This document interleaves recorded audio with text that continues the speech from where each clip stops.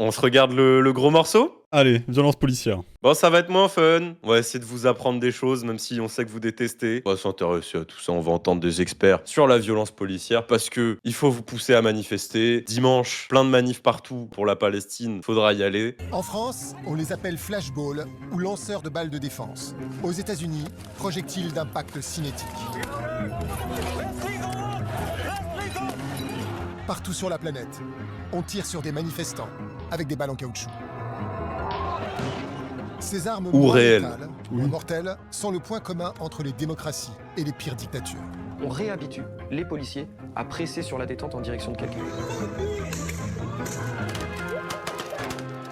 Je suis contre leur Putain, mais c'est usage, parce que- littéralement le cow-boy. Ouais, je Le te mec est jure. tout seul face à des gens qui lèvent les mains et il a son shotgun non létal, donc ça va. Ça fait peur, mais il est ridicule là. Il y a eu 300 personnes qui ont perdu un œil, à cause de munitions de ce genre-là. Pas de réponse. Rien n'est la firme, ni de oui, ni de non, ni rien du tout. Je n'ai rien à dire sur le sujet. Top.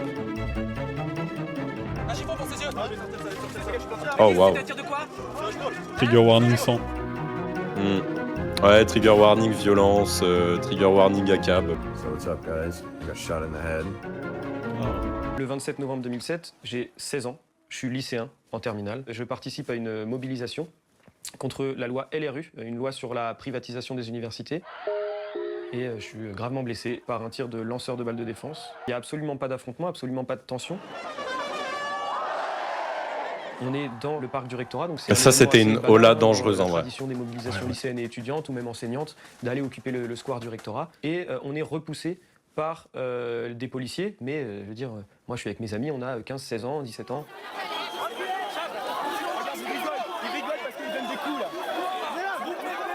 Et donc je me retrouve à apercevoir d'abord un agent cagoulé, ce qui n'était pas quelque chose de commun à l'époque, avec cette arme qui ressemble à une sorte de fusil d'épaule, de grosse arme. Personne ne connaissait le LBD à l'époque. Et avant d'avoir eu le temps de réfléchir, je reçois un choc incommensurable dans la tempe, à côté de l'œil. Dans une fraction de seconde, je vois ce policier qui me tient en joue, qui vient de faire feu. Ça merde. Et je perds l'usage de mon œil droit, donc à la suite de ce tir-là.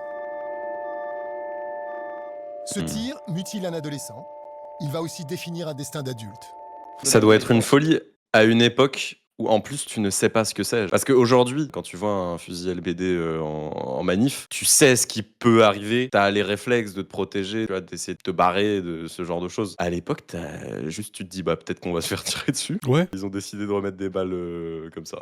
Et même le choc, genre tu ne sais pas quoi. Flippant. Petite anecdote perso, j'ai déjà vu un flic venir à une soirée où j'étais avec un fusil LBD pour tapage nocturne. Il était minuit, je crois, de souvenir. Et cowboy. Un Hein. vendredi soir. Millimètre, ça ressemble C'est à la ça. taille d'un déo. Pierre Douillard-Lefebvre va devenir le pire cauchemar plus. des policiers nantais. Un chercheur en sociologie et un écrivain, l'un des meilleurs spécialistes français des armes dites moins létales. Donc là, il a fallu d'abord découvrir qui était ce policier. Donc il y a eu une plainte contre X. Et donc à partir de cet événement-là, il va falloir tout reconstituer, enquêter, comprendre, réfléchir. Qu'est-ce que c'est que cette arme? Quelles sont ces armes de la police? Qu'est-ce qu'elles veulent dire de notre époque? Pourquoi elles sont utilisées? Etc. etc. Tellement mentalité shonen, ça. En France, depuis le mouvement des Gilets jaunes, tout le monde connaît le lanceur de balles de défense, LBD. By Comment the ces way, armes sont-elles ça a été expérimenté dans toutes les banlieues françaises depuis les années 90. Hein. Oui. Genre ceux qui connaissaient avant, c'était les Arabes. C'est devenu médiatisé depuis que c'est utilisé sur des Blancs. Comme d'hab. entre les mains de la police? À quelles règles sont-elles astreintes? Quel est le pourcentage de chances qu'elles mutilent? Les fusils à balles en caoutchouc se sont répandus partout. Et aussi étrange que cela paraisse, il n'existe qu'une seule étude mondiale sur leur impact.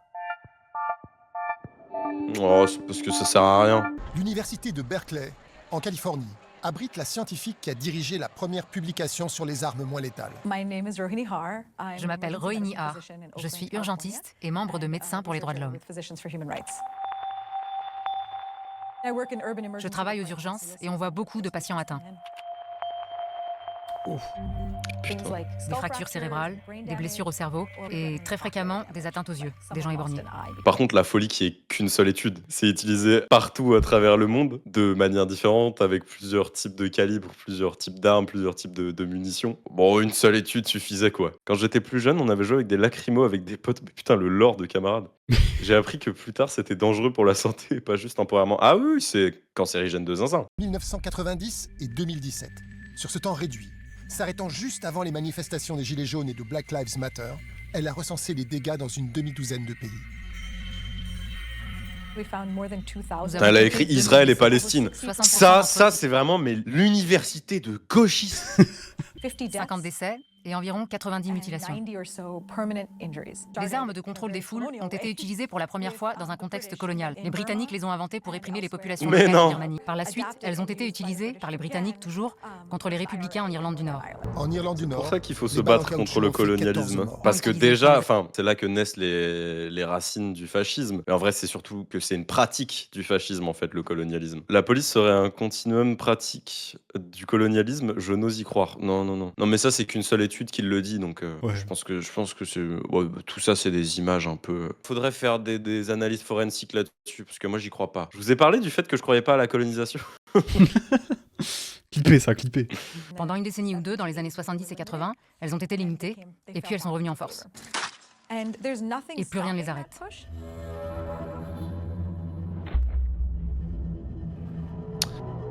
Quand même, hein. Quand même, hein. En France, le premier fusil à balles en caoutchouc arrive dans la police en 1995. Au départ, son usage devait être limité aux situations d'urgence. L'homme qui achète les premiers équipements, Les c'est ce haut banlieues. responsable policier. Claude Guéant, j'étais directeur général de la police Ah, nationale putain, de c'est lui. 1994 à 1998. Ah, J'ai affreux été personnage, ministre Claude Guéant. de l'Intérieur, donc je me suis souvent occupé d'affaires de police. Le nom commercial de la nouvelle arme, c'est Flashball. Elle est réservée au corps d'élite de la police. Arme à létalité atténuée, mais comment tu... Mais on dirait un peu une blague. Létalité qui tue pas trop. Ouais. On a fait, bah oui, bah très bien, bah c'est tout ce qu'il nous faut. Comment t'es censé, en tant que population, penser que la police te sert quand ils achètent des armes qui sont décrites comme à létalité réduite? C'est pas possible, en fait. Bah, qui y croit? Je vais vous tuer, mais pas trop fort. Et parce que dans ce cas-là, les, A priori, non. les pistolets, des fois, il y a des gens qui survivent. T'appelles ça... Oui, oui, c'est ça. Le sniper, Ouais. à haute létalité. Le 9 mm à létalité importante. et le flashball à létalité basse. Bon, bah, Super, hein, voilà. on fait de grands progrès. Je pense qu'au fur et à mesure, on peut réintroduire un peu plus de létalité. Peut-être prendre des armes du 19e siècle. En vrai, si je vois la Bravem Ah non, avec si des tu- mousquets... Macron, c'est uniquement s'il est dans une, dans une manif que t'as le droit de tirer dessus avec des balles défensives. Des balles sans sommation défensives. C'était destiné à des situations de violence individuelle.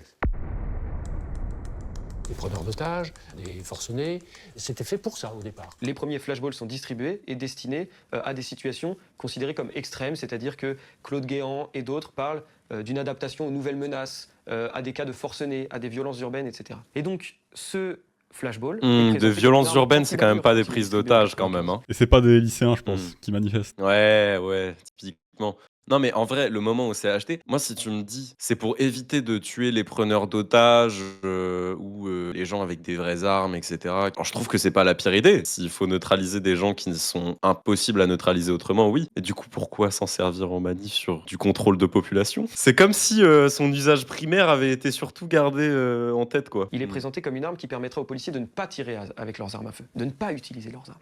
Pourquoi est-ce qu'en 95, quand vous signez la première commande de Flashball, pourquoi est-ce que vous ne l'autorisez pas pour le maintien de l'ordre? C'était un outil nouveau entre les forces de l'ordre et qu'il nous semblait préférable de le tester d'abord dans le contexte des cas difficiles.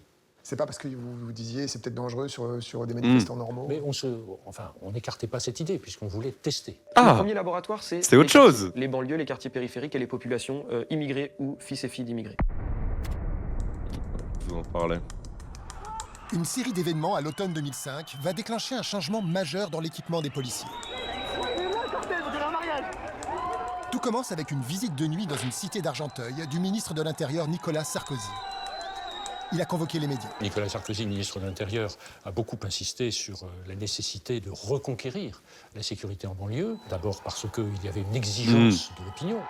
Et donc, on va reconquérir la sécurité en mettant en insécurité les gens insécuritaires. Ouais, c'est ça. C'est brillant.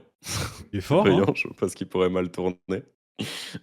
Il a beaucoup réfléchi à ça. Une population qui est énervée à cause de violences policières, on va les soumettre à plus de violences policières. Ça devrait nous permettre de réussir à mieux gérer la situation. Ouais.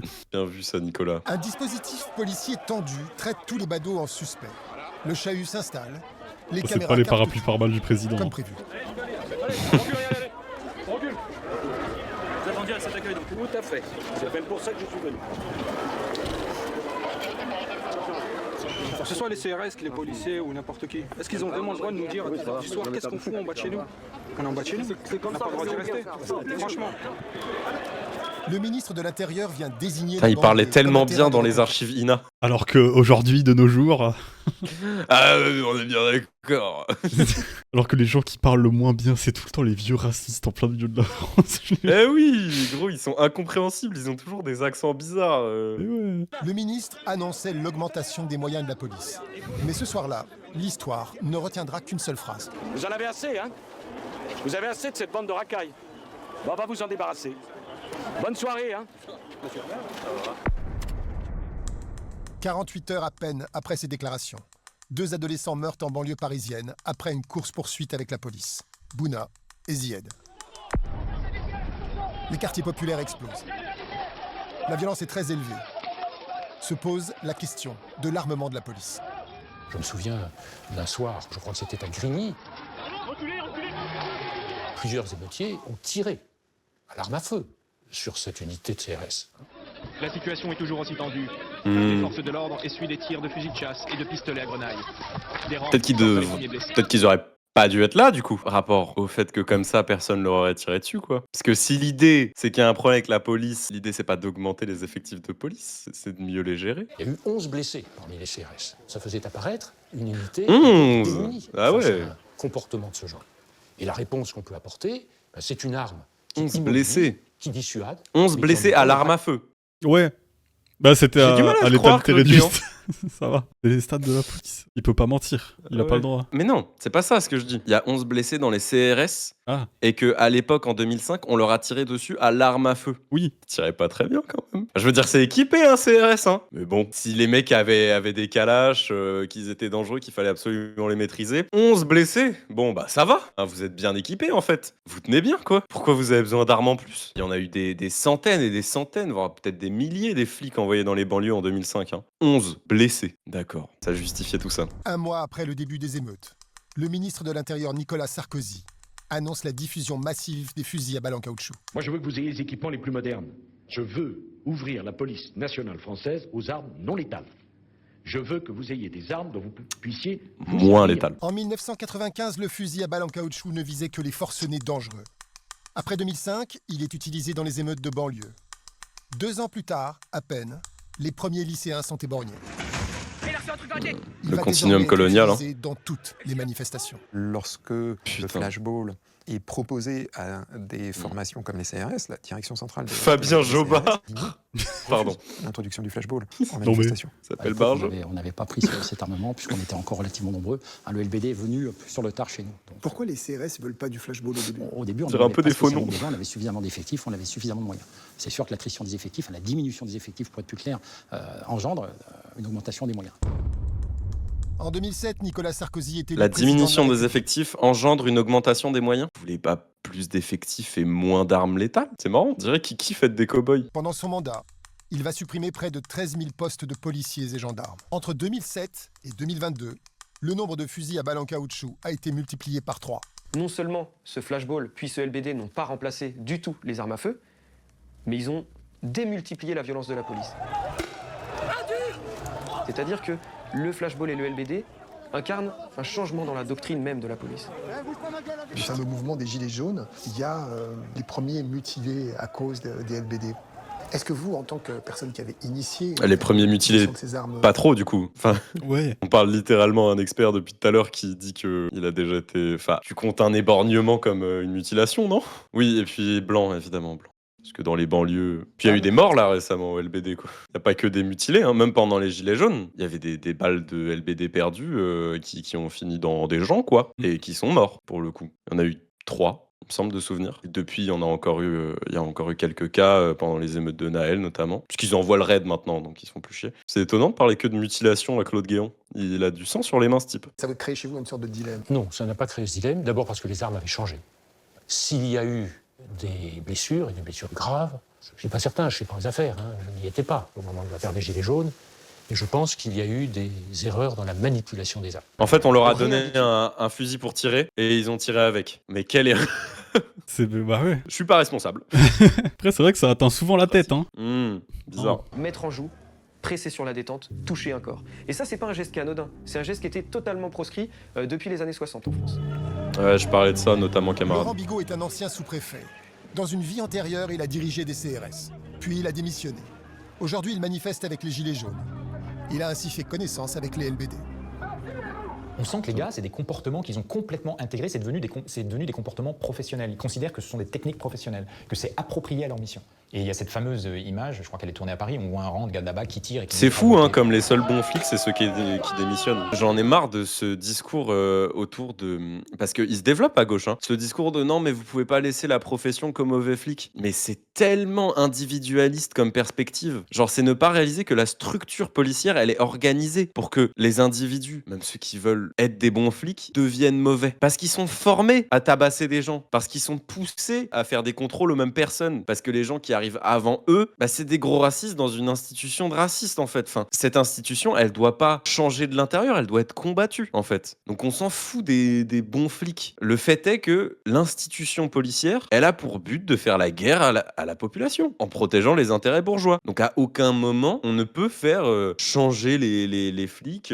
On doit pas remercier les bons flics. On doit se battre contre cette institution. À un moment, il va falloir la changer. Faudra la changer quand on aura l'État, quoi. On est bien d'accord. Mais en attendant, sous la domination bourgeoise, la police ne sert qu'à protéger leurs intérêts. Donc on peut pas commencer par changer cette institution si on change pas la domination sociale. Ultimement, faudra l'abolir, effectivement. Et moi, je suis quand même de l'avis qu'on peut se servir de l'État. Et qu'on doit s'en servir. Je suis très marxiste à ce niveau-là. En fait, on peut pas ignorer le fait qu'il y aura des tentatives contre-révolutionnaires. On peut pas abolir l'État immédiatement, en fait. Une des choses que j'ai remarquées tout au long de ma carrière dans la police, c'est ce phénomène de petits garçons avec des jouets. Tout cet équipement militaire. C'est lui qui le dit. On l'a acquis. On veut l'utiliser. Putain, la bonne gueule de flic. Policier qui a porté l'uniforme pendant 34 ans. Mais... Bon, ça... Ouais. Tu connais? L'Allemagne est l'un des seuls pays au monde à résister. Oui, ça ressemblait à Genève de fou. On a tous les deux buggés. Il ressemblait à Max en plus vieux, mais la moustache, c'est ça. C'est la moustache. Mais Max, il veut devenir flic après son entretien à frontière. Enfin, si ça échoue, quoi.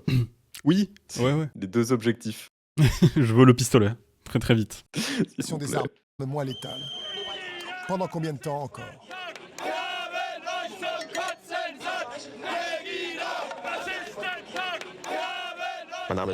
Je m'appelle Jörg Radek.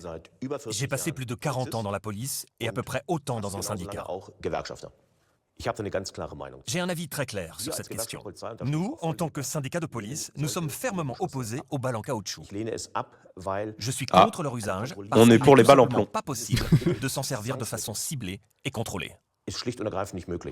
Ah wesh, mais en Allemagne, ils ont des syndicats de police normaux? C'est incroyable. Nous, en France, dès que c'est un syndicat de police, ils sont pour les prises de l'étranglement, les machettes, les points américains. Très très vite, hein. Tu me vois bien flic en patrouille dans la bagnole avec Bardella comme collègue. J'ai pas une tête de flic, arrêtez. Et c'est Benalla qui sera à côté de moi, pas Bardella. Moi, c'est le comic relief dans une série policière des années 70. Ouais, sauf que je suis pas noir, malheureusement. Ah bah, il y a Kian Kojandi qui veut t'appeler, mec. Ça peut se régler. Il y a différents types de flics. Continue cette ref. Eh mec, arrête tes conneries. Allez, c'est bien. Aucune couille. Tirer des balles en caoutchouc dans une foule va à l'encontre de la philosophie de la police allemande. Philosophie policière. On s'entraîne à s'approcher et arrêter les éléments violents qui abusent de la liberté de rassemblement. Ensuite, on les présente devant la justice. Je pense que ce qu'ils vont montrer, c'est qu'il dit pas trop la vérité. Oui. Mais même au niveau des traitements individuels, le racisme des flics en Allemagne, c'est un problème tout aussi structurel qu'en France. Et il y a notamment et de la justice aussi. Par rapport aux flics, il y a une affaire sur laquelle je vous invite à vous renseigner, j'ai plus le nom malheureusement, mais c'est un mec, donc un noir, qui avait été récupéré par des flics, qui avait été illégalement détenu, et puis on avait incendié son matelas, et on a fait croire que le mec s'était mis le feu tout seul, sauf qu'il avait des menottes et pas de briquet. Et les policiers qui sont responsables de son meurtre ont été acquittés. Toutes les preuves ont disparu. L'entretien du racisme de la police en Allemagne existe évidemment, et c'est pas parce qu'un syndicaliste de police dit l'inverse que c'est pas le cas. C'est l'affaire Uri Jallo. Tout à fait. Allez vous renseigner là-dessus. Ça en dit assez long sur le traitement de la police de personnes racisées, quoi. À Hambourg, a lieu Merci une le chat. manifestation particulièrement violente contre le sommet des chefs d'État du G20.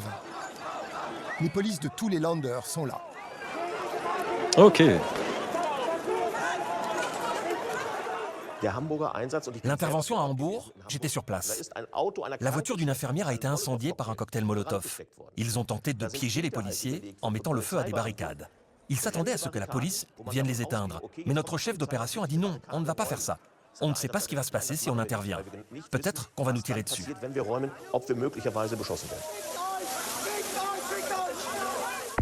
Dans les jours qui ont suivi Hambourg, des photos apparaissent sur les réseaux sociaux montrant des policiers avec des armes inhabituelles. Un doute a surgi. Est-ce que la police aurait secrètement tiré des balles en caoutchouc sur les manifestants ce jour-là? Lippmann a questionné officiellement la police de son État, la Saxe. Dans un premier temps, la police de Saxe a refusé de nous répondre. Ils nous renvoyaient vers la police de Hambourg. C'est exprès. Alors nous avons un peu de mal. Imagine, t'es là, t'habites dans le Sussex. Putain, les Golemons. Nous avons demandé au Parlement de Saxe de nous fournir la liste des stocks de balles en caoutchouc, du 1er août au 1er septembre, etc. Et c'est ainsi que nous avons découvert que le nombre de balles en caoutchouc en possession de la police était stable toute l'année, mais qu'il y avait une diminution au moment même où le sommet du G20 a eu lieu à Hambourg. Où sont passées toutes ces balles? La police de Saxe a fini par avouer que ces unités spéciales avaient bien fait usage de balles en caoutchouc à Hambourg. Caché à la justice. Il y a eu une investigation. Les mecs avaient trop envie de jouer avec, quoi. Surtout qu'ils étaient là, on les a vus. Oui, bah après, c'était logique qu'ils finissent par être filmés, quoi. Ils sont un peu cons. Puis ils ont report le stock eux-mêmes, quoi. Bah, ils sont pas très bien cachés. Ouais. Fallait plus se coordonner, les gars. Pas malin. Pas En fait, très il a fort. été Malin comme un établi, flic. c'est la police de Saxe qui a tiré une quinzaine de balles en caoutchouc ce jour-là. Je ne peux pas confirmer ça. J'en ai jamais entendu parler. Ah. D'après la loi Allez. fédérale, l'utilisation de ces projectiles n'est pas possible. Moi, je En le crois, plus, il ça est irait complètement à l'encontre syndicaliste. de notre méthode de maintien de police. l'ordre. Il ferait pas ça. Il mentirait pas. Un tabou allemand a été discrètement brisé pendant les manifs du G20. On a tiré sur des manifestants avec des balles en caoutchouc. Et des armes lourdes ont été exhibées. Est-ce que l'Allemagne pourrait rejoindre cette tendance mondiale à la militarisation de la police? Oui, bien sûr, au G20 à Hambourg, la police a exhibé tout son attirail. C'est véritablement un risque dont je prends acte avec beaucoup d'inquiétude. Dans toute l'Allemagne, le gouvernement crée un cadre légal de plus en plus large pour la police, même pour l'usage d'armes lourdes comme les mitrailleuses, les grenades. La police de Saxe a même acquis une sorte de tank sur lequel on pourrait théoriquement installer une mitrailleuse. La militarisation de la police est... Théoriquement, toujours. Théoriquement. Heureusement que c'est que théorique, hein. Imaginez, on crée des types d'armements non létaux ou peu létaux, et en fait, ensuite, on s'en sert pour justifier le fait qu'il faille mettre des trucs plus létaux dessus. Ça serait dingue, le pied dans la porte du fascisme. C'est généralement pas une stratégie qu'ils adoptent. Ah non. Sûrement pas. Imaginez, vous faites des paniques morales d'abord sur les trans, et puis ensuite, vous décidez d'enlever des fonds pour tout ce qui concerne en fait le féminisme et la justice sociale. Non, c'est là qu'il y a le pawn shop. Je crois que t'avais dit autre chose.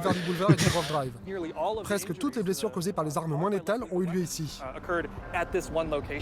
Bonjour, j'aimerais revendre mon LBD. Non, je peux pas faire plus de $10. Il faut que ça parte. Écoutez, il a été utilisé spécifiquement sur des manifestants Black Lives Matter. On Ok, doit c'est l'encadrer, intéressant. on doit Je peux avoir l'encadrer. des collectionneurs. Je vais appeler un ami qui va estimer. Attendez, c'est le modèle que je pense que c'est? Ouais, c'est celui-là même, ouais. Ce sera $12. Quoi? Chumley, espèce de gros porc. C'est la fin de cette impro. Ouais. été massivement utilisé pendant les manifestations qui ont suivi la mort de George Floyd. Mon nom est Scott Reinhardt. Je suis chercheur spécialisé dans les armes moins létales et leurs conséquences sur la santé publique. Scott a enquêté sur les blessés graves. Il en a compté 115. Un point commun, ils ont tous été touchés à la tête. Ah waouh.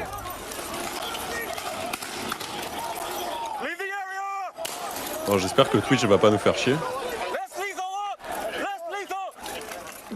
Quand la manif est terminée, la police est arrivée de manière très agressive. Elle a dit « partez maintenant ». Pour dire que c'est pas si grave.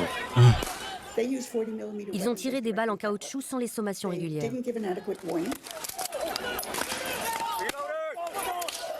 Mais T-Girl, ça s'appelle comme ça les chefs dans la police aux États-Unis. Hein. C'est toujours le shérif. Ça a pas changé. Hein. C'est leur appellation. Ce qui est ridicule. Hein. Oui, oui. Non mais en vrai, pour nous, C'est très relié aux cow-boys et tout, mais en vrai, shérif, c'est un titre, quoi. Enfin, si tu veux, c'est comme on utiliserait caporal. J'ai été blessé lors d'une manifestation pour George Floyd. J'ai été touché à la tête par un policier à courte distance. Je prends une balle dans la tempe, je relève la tête, je vois un policier qui me regarde avec un mauvais sourire. Il fait un pas en arrière, je le vois recharger son arme et je me dis, il va recommencer.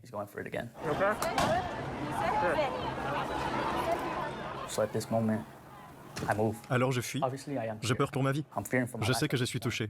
Je ne veux pas savoir si c'est grave, je veux survivre. Scott se plonge dans les images mises en ligne. Le cas le plus choquant est celui de Brad Levy Layala, un jeune de 16 ans touché à Austin au Texas le 30 mai 2020.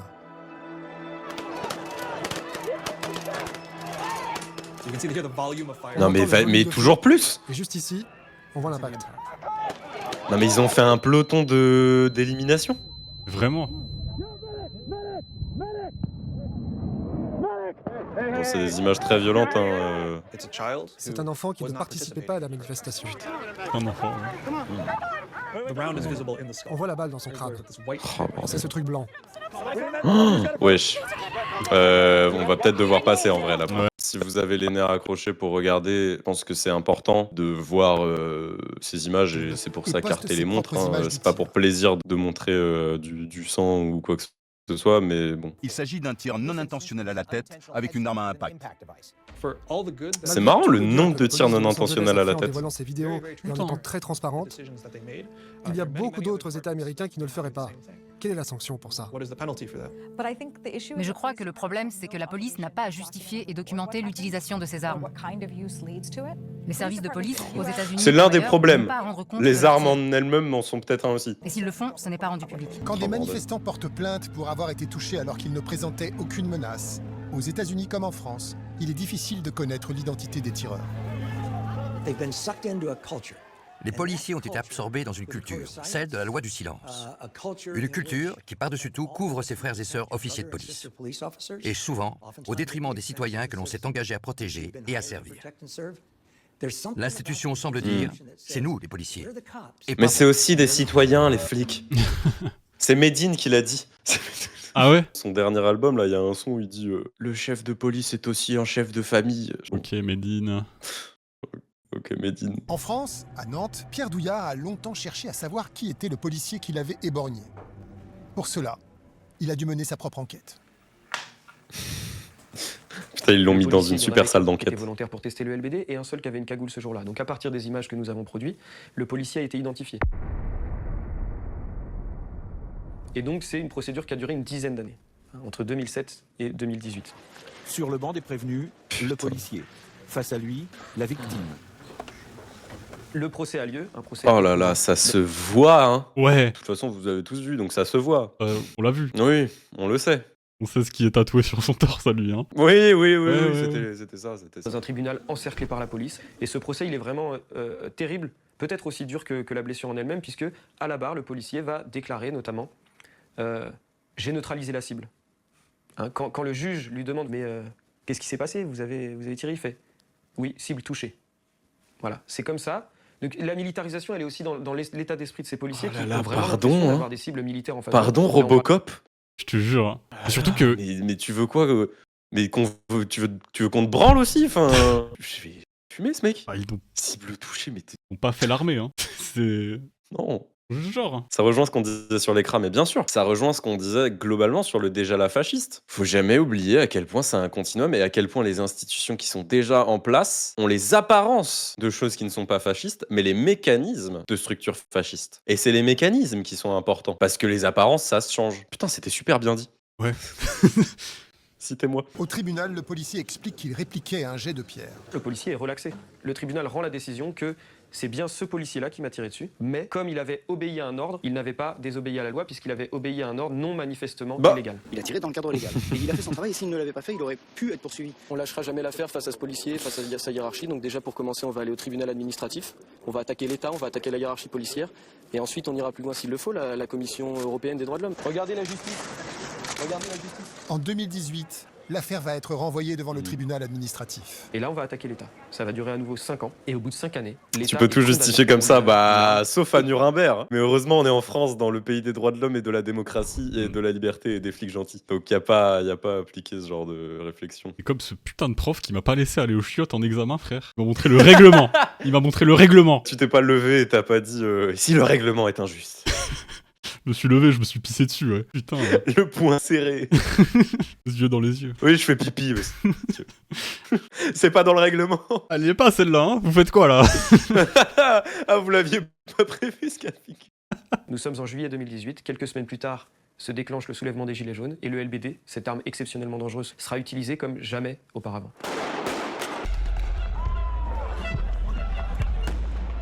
« 19 000. » Mais c'était pour que chacun en ait un peu, quoi.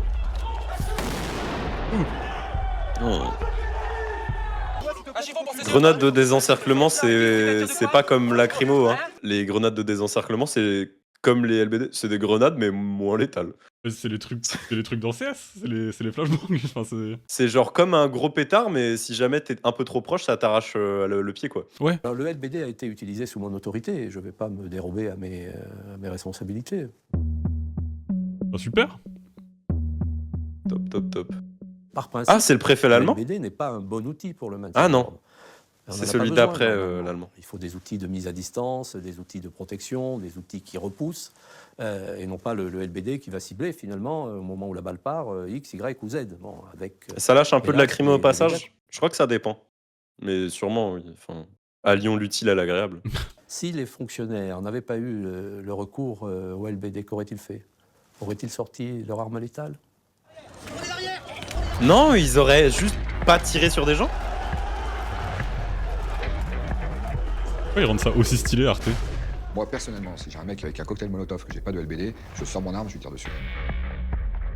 Donc... Ah, bah c'est peut-être... Le problème, c'est peut-être d'engager ces gens-là. Et quand même, parce que... Rapport au fait que, vos tenues, elles sont inifugées et que vous êtes formés à gérer ce genre de soucis. Moi, que tu veuilles l'interpeller, que tu veuilles le plaquer, j'en sais rien. De toute façon, vous êtes la police, on va pas refaire la police. Moi, je suis évidemment contre vous. Tuer quelqu'un? Directement. C'est quand même autre chose, ça, Bruno. Je suis sûr qu'il s'appelle Bruno. Ouais, c'est vrai. Il vient de sortir.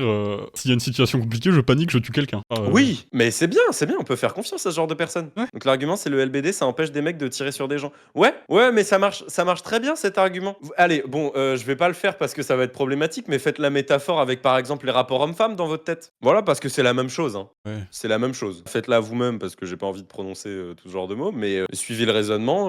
Bon. Par contre, ce sont des situations qui sont très rares. Donc qu'il y ait autant de tirs de LBD sur les mouvements des Gilets jaunes, pour moi, c'est incompréhensible. Le problème, c'est qu'on a... Ah, c'est bon, il est cool. Mais tout va bien. Il est super, lui. Qui ont été blessés par des tirs de LBD. Et parmi toutes ces victimes de tirs de LBD, il y en a une très petite minorité qui ont fait l'objet de poursuites judiciaires. La réalité, le fond du problème, c'est de s'interroger sur pourquoi on a eu ces cas-là. D'après le code pénal, parce qu'il y a des gens comme toi, le LBD peut être utilisé sans sommation en cas de violence commise à l'encontre des forces de l'ordre ou si elles ne peuvent défendre autrement. Il est pas flic, lui, arrêtez. Fait du vélo à Paris. Il est pas flic, ce gars. J'avoue, il avait l'air journaliste. Oui, voilà. Après, je pense qu'ils sont beaucoup à s'être fait harceler au collège. Hein, donc, ouais. Ils ont pas toujours une été nécessité et une réponse proportionnelle au danger. Pendant la crise des Gilets jaunes, nous avons pu filmer quelques tirs de lanceurs de balles de défense. Respectait-il ces règles d'engagement? Ici, un homme à mon avis, un drapeau. Pas dans les 19 000 cas. Je préchote. Face à lui, une ligne de policiers. Un tir. Il est blessé à la jambe.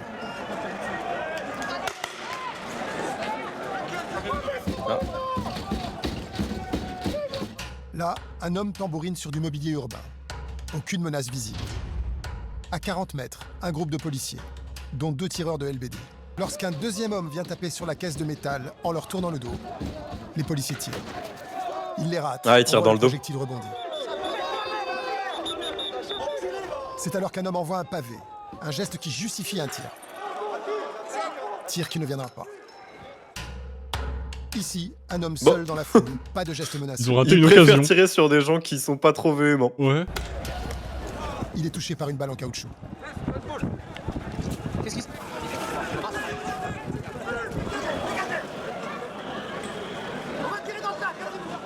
En haut des Champs-Élysées, un groupe de policiers de la BAC. On va tirer Aucune dans le attaque tas. visible contre eux. Ils demandent juste la dispersion. L'homme à la besace marron tient le LBD. Soudain, il tire. C'est une dame qui est touchée.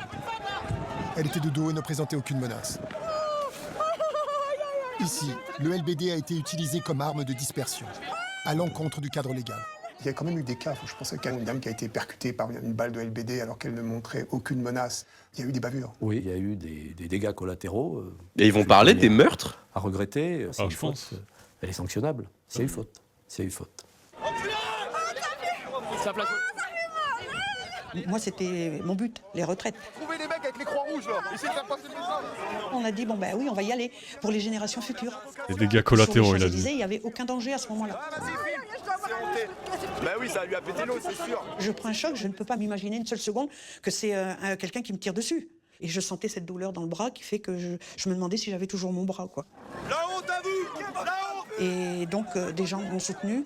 Je tombe dans les pommes, je suis pas bien. Et là, j'ai eu l'horreur au plus profond de moi-même. Mais jamais je ne m'imagine que j'ai pris un coup par un représentant de l'ordre. Marie-Claude Drouet a 72 ans. Pardon, mais Elle a pris un avocat pour déterminer... les vieux blancs quand ils découvrent le fascisme. Oui, je comprends, mais c'est pour ça qu'il faut entendre le ACAB qui vient des gens qui ont déjà vécu ces situations et qui sont prioritairement les plus précaires et les racisés, quoi. C'est dommage que ces gens réalisent à quel point l'institution policière est dangereuse pour tout le monde que quand ça leur arrive à eux, quoi. Ça montre à quel point la séparation raciale héritée de la colonisation qui a lieu en France, elle empêche les gens qui, au final, vont vivre les mêmes conditions d'oppression au bout du compte, de s'allier à la base. C'est un vrai problème. Eux, ils ont classé l'affaire tout de suite, sans avoir étudié le dossier. Il a l'air trop gentil, en plus. Et il affirme qu'il n'y a pas de flashball. Les CRS ne sont pas équipés de flashball. C'est vraiment n'importe quoi. J'ai des dossiers où, même si quelqu'un a perdu son œil, ils ne savent pas qui a tiré, Voilà, comment, ni quoi. C'est ça. Et pourtant, ils ont des caméras surveillance de la ville de Paris, et pourtant, il y a des vidéos d'autres personnes, et pourtant, normalement, celui qui a tiré aurait dû se dénoncer immédiatement contre les forces de l'ordre. Ce qui n'est pas vraiment le cas. Il y a beaucoup d'auteurs non identifiés, y compris au sein des forces de l'ordre. L'histoire officielle est racontée par le chef de la police. Quelqu'un comme moi devant une rangée de micros qui donne sa version officielle. Peut-être que l'histoire que je raconte deviendra le récit officiel. Mais si c'était faux, si ce n'était pas précis, ou pas vraiment honnête. Donc, quand une adolescente filme avec son téléphone, il revient aux spectateurs d'en tirer leurs propres conclusions. Caméra contre arme moins létale. Le duel se déroule à chaque manifestation. En novembre 2020, en France, une proposition de loi vise à interdire la diffusion des images de policiers dans les manifestations. Ce qui ferait de la France l'un des seuls pays au monde où il serait interdit de filmer des policiers. Vous avez toutes les associations de droits de l'homme, toutes les associations professionnelles de journalistes qui sont Ouais, ça a failli arriver pour de vrai, ça. Ouais. Heureusement, c'est pas passé. Non, c'est pas passé, mais c'était dans un corpus... je crois que c'était la loi sécurité globale. C'était loi sécurité quelque chose. Premier mandat de Macron, peut-être en 2019 ou 2021. Pas pendant le Covid, je sais, mais dans ces années-là. Ça a été adopté complètement par l'Assemblée nationale, ou peut-être qu'ils ont fait un 49.3. Je suis pas sûr, hein. Il me semble que ça passe. Parce que c'est à l'époque où il a encore la majorité Macron et en plus ils étaient alliés avec LR et le RN, donc il me semble qu'elle est passée, mais que le Conseil constitutionnel a dit bon bah non, on va devoir effacer plein de parties de tout ça parce qu'en fait il y a plein de trucs qui sont anticonstitutionnels. Heureusement qu'on a encore ce genre d'institution. Sous le RN par exemple, elle disparaîtrait. Le téléphone portable, c'est l'arme du désarmé. La réalité de cette loi, c'est ça. C'est-à-dire, c'est l'idée de dire, dans la guerre de l'image, je vais empêcher l'adversaire de s'armer. Là, tout d'un coup, on prévoit 1 an de prison pour avoir filmé le mec de haut poste. C'est plus qu'intimidant. Je veux dire, la menace, elle est là. On l'a déjà raid. Quand on écoute le législateur, il vous dit, la guerre de l'image, elle est perdue par la police, il faut absolument rattraper. Sur les gilets jaunes, elle a mis plusieurs mois à comprendre que la tendance allait s'inverser totalement. C'est-à-dire que les gens n'attendaient plus le JT. Ils n'attendaient plus le JT de 20h pour savoir ce qui s'était passé. En mai 2021, le Conseil constitutionnel juge illégal l'article de loi criminalisant la diffusion des images de policiers. Ah, voilà. L'image restera libre en France. Partout dans le monde, les milliers de vidéos et de photos amateurs n'ont pas seulement documenté les victimes. Elles ont aussi servi à enquêter sur l'un des marchés les moins transparents de la planète, celui des armes moins létales. Attention. Il y a des preuves solides liées aux cartouches ramassées par terre. Elles sont photographiées et postées sur les réseaux sociaux. Au Liban, des entreprises de sécurité françaises sont exposées. SAPL pour les balles en caoutchouc, Alcetex pour le gaz lacrymogène. Au Chili, des douilles siglées d'une entreprise européenne.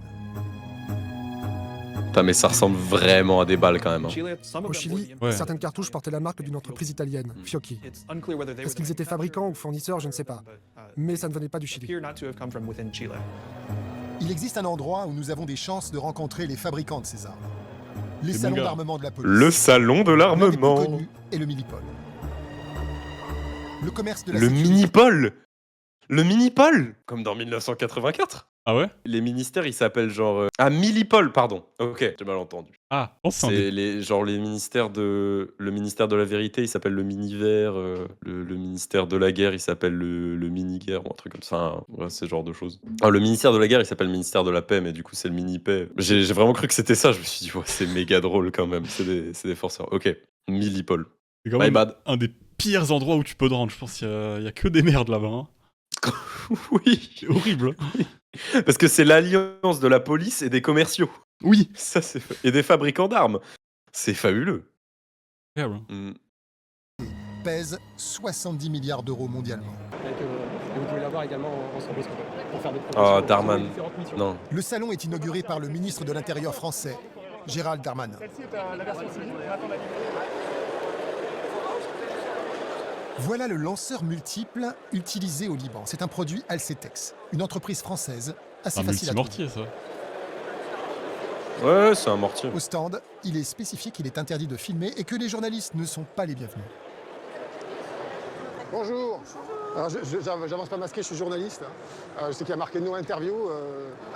Jamais à rien, quoi. Le commandement, c'est rédhibitoire. Bon, c'est dommage si vous avez des questions à vous poser sur le Liban, parce qu'il y a des photos qui sont sorties sur les réseaux sociaux avec vos armes. Vous répondez pas. Ok, merci.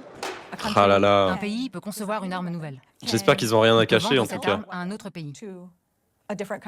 Il n'y a aucun contrôle pour savoir si le pays acheteur est une dictature qui va en abuser. Personne ne peut rien dire. Le Myanmar est l'une des pires dictatures de la planète. En 2021, les militaires prennent le pouvoir et mettent fin à une courte parenthèse démocratique. La population se soulève, la police tire avec des fusils à balles en caoutchouc. Grâce à cette photo, la fondation de recherche Omega à Londres a pu tracer le pays fournisseur. C'est une démocratie. C'est pratique, les armes en caoutchouc, parce que ça démotive. Je pense que c'est aussi l'une des raisons pour lesquelles les dictatures aiment bien en acheter. C'est d'une part que c'est moins cher que des armes réelles avec des vraies munitions. Mais c'est aussi, quand t'es blessé, t'es pas un martyr. S'il y a quelqu'un qui meurt dans une manif, c'est le bordel quand même. Hein. On commence à tirer à balles réelles sur la population. Ouah, c'est chaud. Tu peux t'exposer en plus à des sanctions internationales, que ce soit commerciales ou que ce soit d'institutions qui gèrent un peu ce genre de relations. Style l'Union Européenne, style l'OCDE, tout ça. Tu peux avoir plein de problèmes avec une population qui se tient moins et tout. Certain que c'est moins cher. En tout cas, les balles en caoutchouc, c'est certain que c'est moins cher. Je sais pas si l'arme en elle-même, elle est moins chère, mais les balles en caoutchouc, c'est sûr que c'est moins cher que les armes, les munitions en plomb. Dites-moi si j'ai tort, mais ça me semblerait très étonnant que ce soit plus cher. Effectivement, quand t'as personne qui meurt en martyr, t'as juste des blessés ou des trucs involontaires, mais que t'as tout fait pour protéger ta population, alors que c'est elle qui est excessive. Tu passes comme un pays qui régule, comme tous les pays du monde, quoi. Comme toutes les super démocraties. C'est bien pratique, ce genre d'arme. Bien pratique. Il n'y a pas de réglementation internationale sur l'utilisation, la fabrication, la conception de ces armes, ni même sur les tests. SAPL vend une munition appelée gomme cogne. Un nom assez explicite pour une balle qui a fait beaucoup de dégâts au Liban. Bonjour, je voulais vous demander, c'est vous qui vendez des munitions à la police libanaise? Les Libanais ont beaucoup de fournisseurs, Ouais. notamment en Turquie. Voilà. Donc je vois très bien de quel sujet vous voulez parler. Alors le seul problème, c'est l'opinion publique parce que les institutions internationales vont jamais rien faire. C'est vrai et ça dépend. Typiquement, pendant la gestion des émeutes de Naël, la France a vu sa note globale calculée en fonction du PIB, de la stabilité du pays, etc., qui va être le plus regardé par les prêteurs internationaux. Genre, on était en A++, on est passé en A+. Alors, c'est pas une sanction qui est liée. Est-ce que c'est bien ou non qu'un État soit aussi répressif, opprime sa population ou quoi? Ça, on s'en fout. En revanche, sur la gestion de sa population, sur la manière dont la police interagit avec les émeutiers, avec les militants, etc., ça renvoie une image du pays et ça renvoie une question de stabilité. Et donc à ce niveau-là, pour tout ce qui est sanctions commerciales, généralement ça marche assez bien en fait. Parce que si jamais en France on avait commencé à tirer à balles réelles sur les manifestants, crois-moi bien que notre classement, il aurait encore baissé. Effectivement, il n'y a pas de sanctions internationales très importantes sur Israël par exemple. On est bien d'accord. C'est pas des institutions internationales qui sont faites pour aider les populations opprimées. Mais en tout cas, elles sont faites comme des indicateurs commerciaux. Et ça, pour des dictatures qui veulent avoir des prêts, etc., bah, c'est plus pratique de montrer une population gérée par des armes peu létales que d'être une dictature avec la gueule d'une dictature. 25 € une cartouche de LBD selon l'Armurerie Centrale, alors que c'est 0,25 centimes une cartouche de FAMAS selon Wikipédia. Et ben, ma faute. Effectivement, merci pour la recherche, la Gofu. Et donc, la preuve étant que l'intérêt social de contrôle de la population et les répercussions internationales sont le principal but, parce qu'en plus, c'est plus cher. Donc, quelque part, ça poursuit un peu ce point, mais merci de me corriger. Parce qu'il y a eu 300 personnes qui ont perdu un œil, quand même, à cause de munitions de ce genre-là. C'est pour ça que je vous pose la question. Non, mais j'entends, c'est un sujet, comme vous, j'en ai entendu parler, mais je n'ai rien à dire sur ça. Voilà. Ok, bah, je On vous va dire remercie. que c'est un sujet. Merci, au revoir. C'est un sujet, ouais. Chez C'est l'Italien un sujet, mais Fiocchi, pas pour nous. Quelles sont les conditions d'autorisation? Est-ce que les droits de l'homme sont un facteur? L'utilisation confond les forces de Surtout police. pas. Il y a toujours un problème entre la fabrication et l'utilisation. Par exemple, si la distance est trop courte, elle peut faire des dégâts importants, cette munition.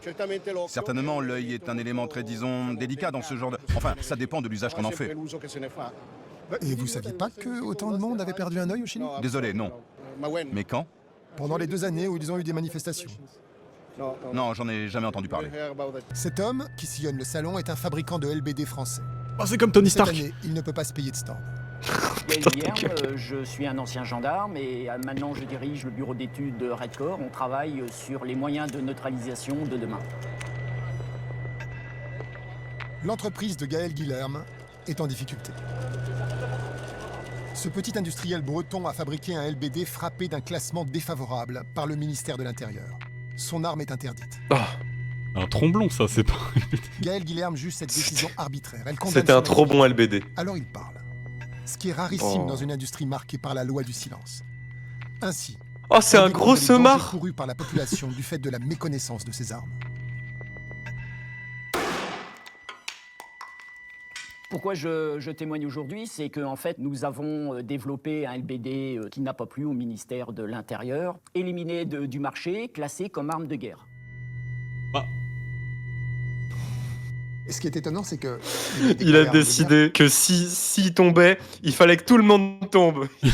Traître mais lanceur d'alerte, ouais, c'est ça. Ouais, hein. Oh là là, oh la motivation, hein. Piètre être humain quand même. Hein. Ah ouais, vraiment. Mais il est con, il devrait pas faire ça, parce que ça se trouve, dans 2-3 ans, ils le rappelleront. Et ouais. Là, il est en train de se mettre dans la merde. C'est un calibre 44, ce qu'utilise le ministère de l'Intérieur, c'est un calibre 40, donc vous avez 4 mm de différence sur la munition. Et le vôtre, il est plus puissant? Pareil. J'ai fait un travail d'investigation et j'ai vu qu'en fait, en France, rien ne réglementait ce type d'arme. Il faut des critères de puissance, d'énergie qu'on va transmettre à la cible. Ça n'existe pas. Oui, donc en gros, t'es dans les petits papiers du ministère ou pas, quoi. Ouais, en gros. C'est dans tous les cas, tu fais une arme qui peut être classifiée comme arme de guerre, mais si tu connais des gens au ministère, ça va servir dans la police, quoi. Oh bah c'est chouette. Opacité arbitraire. Voilà ce qui prévaut pour la gestion de ces armes et munitions en France. Comme vous imagineriez qu'on devrait donner les autorisations aux armes de maintien de l'ordre? Il faut commencer par le début, un vrai cahier des charges. Mais pas un cahier des charges établi par le ministère de l'Intérieur, un cahier des charges suite à une commission médicale. S'il y avait beaucoup de critères, le truc c'est qu'il serait chiant à changer, la Gofu. Quelque part, voilà, faut s'adapter à la réalité du terrain tous les jours, ou aux décisions des gouvernements, peu importe le réel. Tout ça, quoi. Des médecins légistes, des médecins en traumatologie, et dire voilà, ça c'est acceptable, c'est pas acceptable. En fait, c'est un débat national, c'est même un débat de santé publique. Les responsables policiers Oui. ont-ils vraiment autorisé C'est très bizarre des que ce armes soit toi qui continuant le la dise. puissance? En avril 2020, le préfet de police de Paris a dû répondre à quelques questions techniques des sénateurs français. Nous accueillons Monsieur Didier Lallemand, préfet de police. Monsieur le préfet, je m'interrogeais effectivement sur la force des balles. Énorme nazi. Hein. De ces armes. Bonne question. Au regard de la gravité des blessures L'allemand. infligées par les LBD et les mutilations qui seront permanentes, une personne technicienne m'indiquait que si effectivement on réduisait la dureté des balles, les blessures seraient bien moindres. Et donc le risque de mutiler des gens à vie aussi. Peut-on trouver des balles plus molles, quoi, des choses comme ça? Ça, j'avoue que vous me posez une question à laquelle je ne sais pas répondre. Peut-être y a-t-il des progrès à faire, mais j'avoue que je suis bien en peine de vous répondre. Bah, tous les ans, tu vas au salon de l'armement. Oh, frérot. Je suis que préfet de police. Hein. Posez pas trop de questions, ça va. Hein. C'est pas mon rôle. Moi, je suis là pour les autoriser, les armes qu'on me donne. Hein. Et moi, je suis juste. Pas pour poser 1000 questions dessus. Je suis juste ami avec Gérard, enfin Gérald Darmanin. Hein, c'est. J'ai aucune formation. Oh, les guignols. Enfin, lui, il a trop la haine. Il tremble. Alors, il y a se marre. malheureusement beaucoup trop d'accidents, mais qui sont liés d'ailleurs. Si je ne me trompe pas, ce sont des armes qui projettent la balle en sortie de canon à 10 mètres par seconde, c'est ça? Voilà. Donc ça va pas vite. Pardon? Combien? Si je ne me trompe pas, ce sont des armes qui projettent la balle en sortie de canon à 10 mètres par seconde, c'est ça? Voilà. Donc ça va pas vite. 10 mètres par seconde, c'est 100 mètres en 10 secondes. Usain Bolt court donc plus vite qu'une balle de LBD. Et très souvent, la difficulté, elle tient au fait que c'est justement l'absence de rapidité qui provoque le mouvement éventuellement. Donc, vous voyez, la solution n'est pas forcément dans la diminution de la capacité de projection de l'arme non létale. Voilà, c'est tout ce que je me permets de dire. J'avoue que je ne sais pas. Voilà, en fait, il a résumé, il n'y connaît rien. Il n'y connaît rien, techniquement, il n'y connaît rien. Quand on dit 10 mètres par seconde à la sortie du canon, la balle, elle va faire pouf. Elle va faire pouf. Non, on est entre 60 et 80 mètres par seconde. Et surtout, apparemment, il a un conseiller à côté qui ne connaît pas plus. 60 à 80 fois plus, du coup. Non, pardon, 66 à 8 fois plus. Petite erreur technique. Bon, ça arrive. Oh. C'était juste la question qu'on te posait, donc t'as littéralement menti, quoi.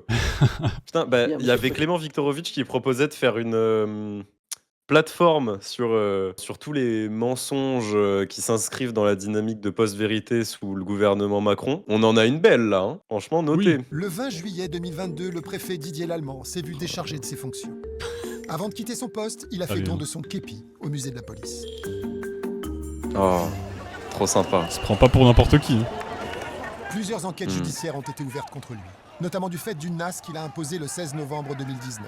NAS, pendant laquelle un gilet jaune, Manuel Kwan, est éborgné par un tir de grenade.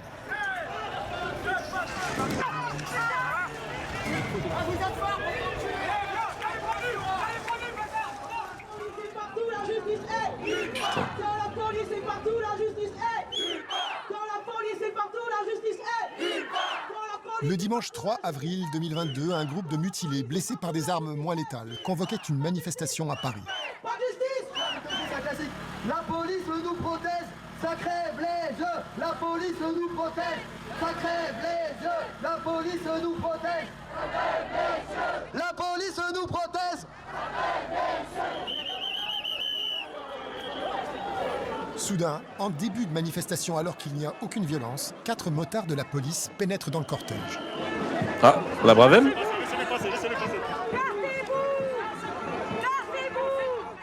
La peur se répand chez les mutilés. On est là pour marcher dignement! On manifeste le dimanche pour protéger les mutilés qui ont peur de manifester! Ils sont cons ou quoi? Moi j'ai perdu toute ma vie en une seconde, ils veulent quoi qu'on se refasse mutiler encore une deuxième fois?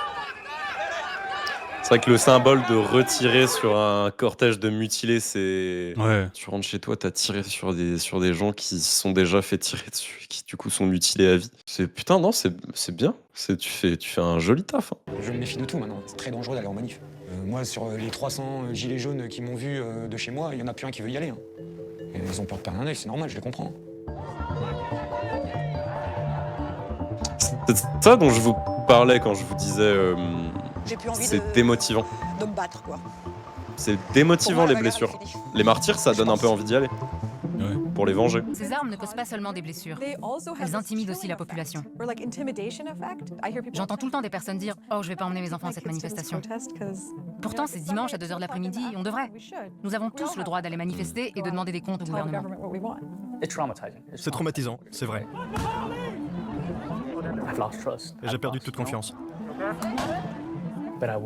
Mais j'irai à nouveau. J'irai à nouveau à une manifestation pacifique. Beau gosse. Il faut. Eh bien. Bah putain. Bah, c'était super, merci Arte. Ouais, franchement. Merci Arte, on a appris plein de choses. Bon docu. Gros bisous tout le monde. Ouais, à la prochaine. Allez, Gros à plus. bisous. Why so serious?